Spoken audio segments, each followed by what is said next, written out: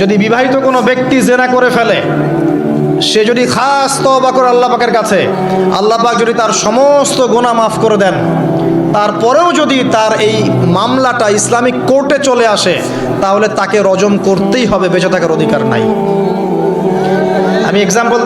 আমি দলিল দিচ্ছি, শোনেন। নবী সাল্লাল্লাহু আলাইহি ওয়াসাল্লামের একজন সাহাবী, মহিলা সাহাবী, তিনি পাপ করে ফেলেছেন। কি করেছেন? জেনা করে ফেলেছেন। বিবাহিত ব্যক্তি ছিলেন। নবীর কাছে এসে বলছেন, ইয়া রাসূলুল্লাহ তাহহিরনি, আমাকে পবিত্র করুন, আমি অন্যায় করেছি। নবী সাল্লাল্লাহু আলাইহি ওয়াসাল্লাম বলছেন, মুখ ফিরিয়ে নিচ্ছে, একবার ডান দিকে মুখ ফিরাচ্ছেন, একবার বাম দিকে মুখ ফিরাচ্ছেন। নবী শুনতে যাচ্ছেন না, কারণ এটা কোর্টে চলে আসলেই বিপদ। নবীজি বলছেন, বাসায় যাও, বাসায় যাও, তওবা করো, আল্লাহর কাছে তওবা করো, আল্লাহ মাফ করে দিবে। বাসায় চলে যাও, বাসায় চলে যাও, তওবা করো, আল্লাহ মাফ করে দিবে। সে মহিলা বলছে, না ইয়া রাসূলুল্লাহ, আমি অনেক বড় অন্যায় করেছি, আমাকে পবিত্র করুন। আপনি পবিত্র না করেন তাহলে পরকালে আল্লাহ আমাকে শাস্তি দিবেন, আমাকে পবিত্র করুন। এবার নবী সাল্লাল্লাহু আলাইহি ওয়াসাল্লাম বললেন, বাসায় যাও। তুমি গর্ভবতী হয়েছো? হ্যাঁ। বাচ্চা খালাস করো, তারপরে এসো, তোমার বিচার করে দেওয়া হবে ইনশাআল্লাহ। সেই মহিলা বাসায় ফিরে গেল, তওবা করতে থাকলো। তার গর্ভের সন্তান বড় হতে লাগলো। এক পর্যায়ে সন্তান জন্ম হলো। সন্তান জন্ম হওয়ার পর সে এসে বলছে, ইয়া রাসূলুল্লাহ, এই যে কোলের বাচ্চা, এই যে 3 দিন আগে 4 দিন আগে হয়েছে সন্তান, আমাকে এখন পবিত্র করে দিন, আমাকে শাস্তি দিয়ে পবিত্র করুন।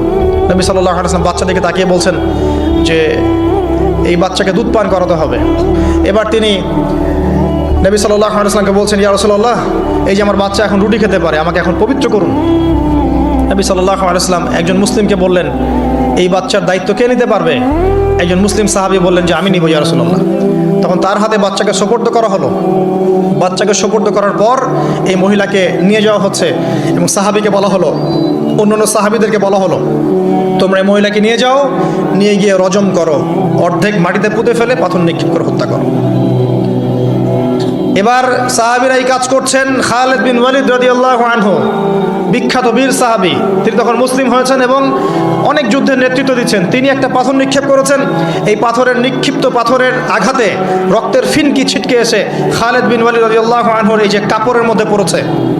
তখন খালিদ বিন ওয়ালিদ রাদিয়াল্লাহু আনহু তিনি বলছেন, ছি, আমার কাপড়ে একজন ব্যভিচারী নারী রক্ত পড়লো, এরকম একটা স্টেটমেন্ট তিনি করেছেন।